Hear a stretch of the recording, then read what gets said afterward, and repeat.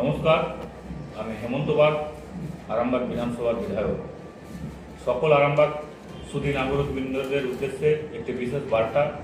আপনারা জানেন যে গতকাল থেকে 15 তারিখ থেকে যে পশ্চিমবঙ্গ সরকারের তত্ত্বাবধানে এবং মাননীয় মুখ্যমন্ত্রী শুভেন্দু অধিকারী মহাশয়ের নেতৃত্বে যে জনকল্যাণ শিবির অনুষ্ঠিত হয়েছে, গতকালের একটু বিভ্রান্তির জন্যে বার্ধক্য ভাতা, বিধবা ভাতা এবং প্রতিবন্ধী ভাতার আবেদনপত্র গ্রহণ করা হয়নি।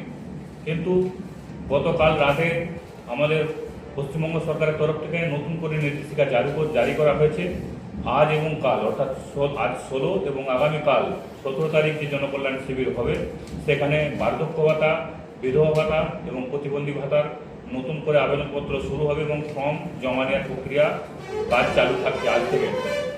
এবারে যে বিষয়টা হচ্ছে, যে সমস্ত বয়স্ক মায়েরা, বাবারা যারা বার্ধক্য ভাতা, বিধবা ভাতা আগে থাকতে চালু ছিল, যারা আবেদন করেছিলেন, তাদের নতুন করে ক্যাম্পে যে বার্ধক্য ভাতা, বিধবা ভাতা বা প্রতিবন্ধী ভাতা নতুন করে ফর্ম ফিল আপ করার দরকার নেই।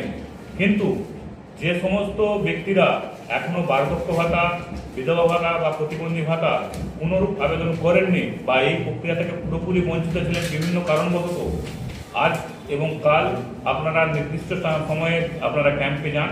ক্যাম্পে যে বার্ধক্য ভাতা, বিধবা ভাতা এবং প্রতিবন্ধী ভাতার ফর্ম ফিল আপ করুন এবং ফর্ম ফিল আপ করে ফর্ম জমা দিন।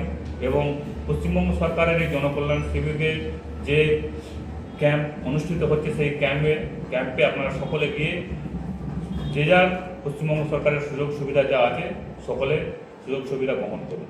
ধন্যবাদ।